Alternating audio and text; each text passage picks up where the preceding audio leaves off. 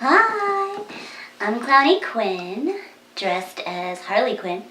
And today I wanted to do a Q&A video. I've been meaning to do this for a long time. I think the first and last one so far that I've done was entitled Quin Answers, Does Ronald McDonald Turn You On? And that was a long time ago. And to which my answer is still no, he does not. Although he has probably responsible for the deaths of a lot more people than Mr. J. No, I am not turned on by Ronald McDonald. But I wanted to answer some questions that I've gotten. Some of them are kind of interesting. One from a longtime viewer asks, who is your biggest clown crush and why? And I think this is definitely, I'm going to be kind of a jerk and say I'm going to answer all of those because I have a lot of clown crushes, and it's basically going to be maybe like top 10 clowns that Clowny Quin wants to date.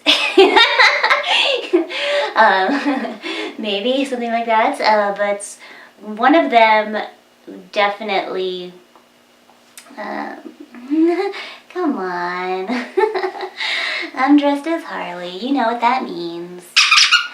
I love my pudding. Well, definitely Mr. J. Mr. J is one of my clown crushes.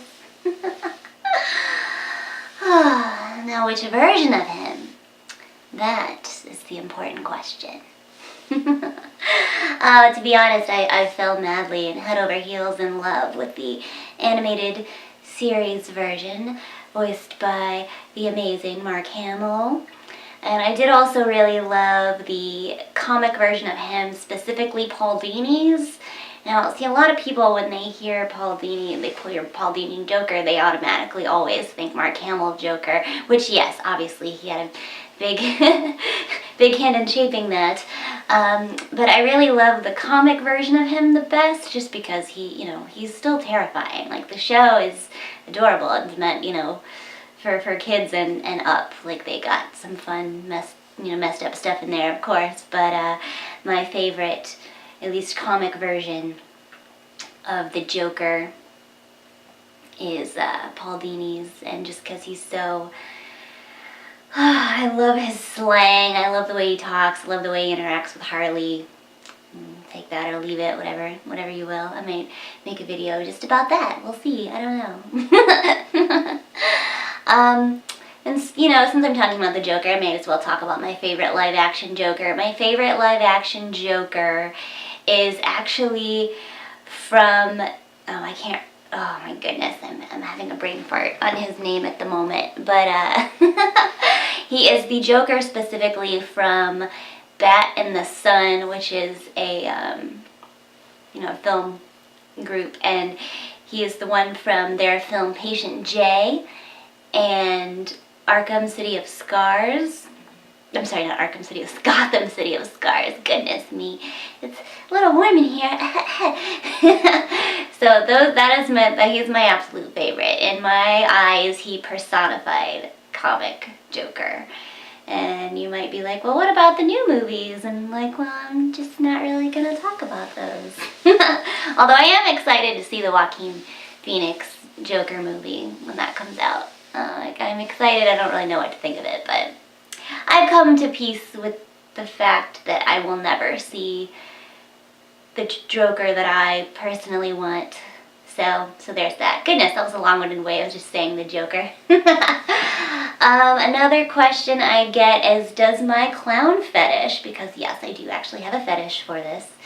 I know, it's kind of weird.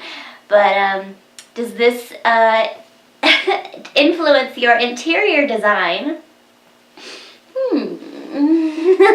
Well, I mean, just a little. Just a little bit. Oh, yes, I know, this room's a little bit different than the old room, but yeah, I think it definitely does. my old style room, I just kind of wanted it to look like a fun house. I wanted it to look like a mashup of like literally what Joker and Harley would probably have together. And this one, I mean, I'm not quite finished yet. Like, I know you can just see the wall and the couch. But I'm going to get some fun prints for the back, and, you know, I've got some things over there, and some stuff over there, and there, and there, that you can't even see, and I don't think I'm allowed to show you. But, you know, I think, yes, definitely it affected my decorating a little bit. Oh, dear. Well, I was gonna answer some other questions because I put it on the Tweety box and asked what they want to know.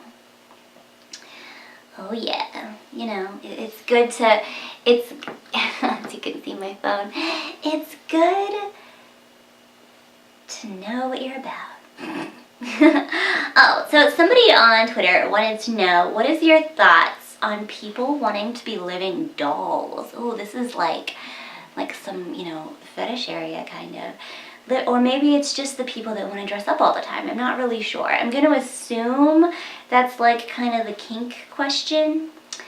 And I think, you know, as long as you're not hurting anybody, non-consensual hurting, and everybody is into it, then like go for it. Like don't, as with any type of fetish or any type of fixation, whether it be kinky or just anything, any other part of our existence, don't let it take up your entire life. Like, let it be, you know, still have other parts of your life, because when it becomes something that controls who you are and affects what you're doing in your, like, every single day life, you can't, you know, you just, moderation in everything is the key. That's the key.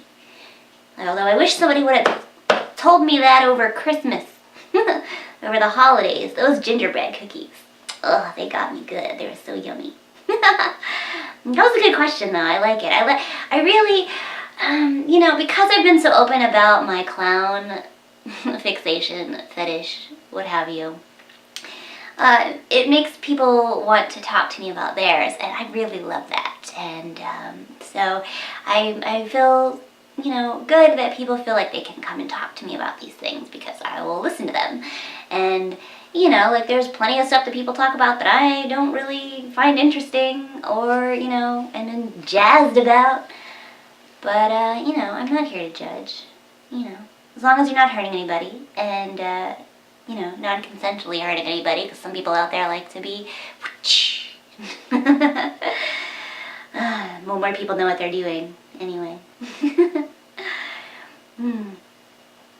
You know, as much as I have terrible things to say about the 50 Shades movies, I will say that something good that came out of all that, like, because I know people, like, I was one of the people that was really afraid. I was really afraid that, like, this movie and these books and the popularity was going to get a lot of people hurt.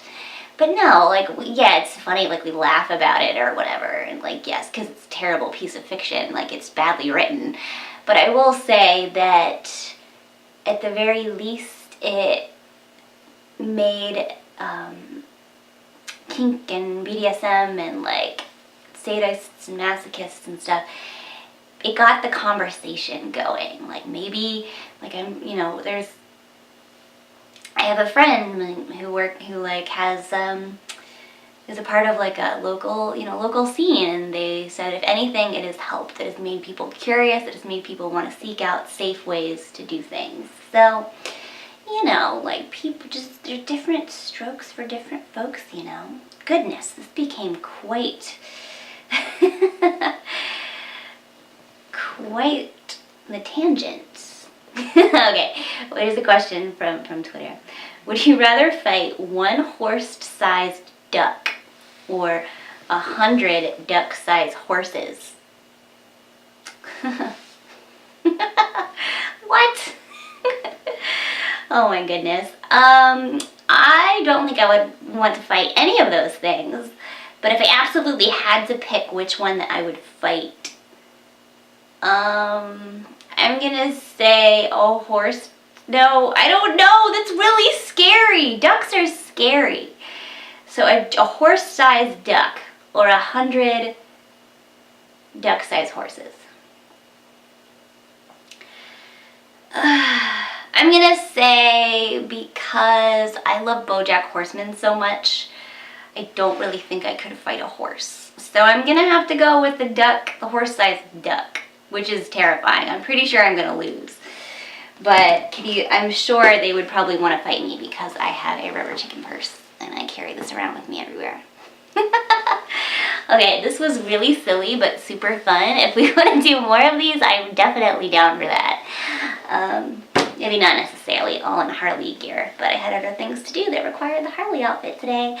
I do attend conventions in this outfit quite a lot. You know, if you're like at Dragon Con or whatever other conventions that I end up going to, and you find me, I have a little secret. I have and rubber chicken purse. Squeaky Harley and rubber chicken purse. That's about it. Alright. Bye.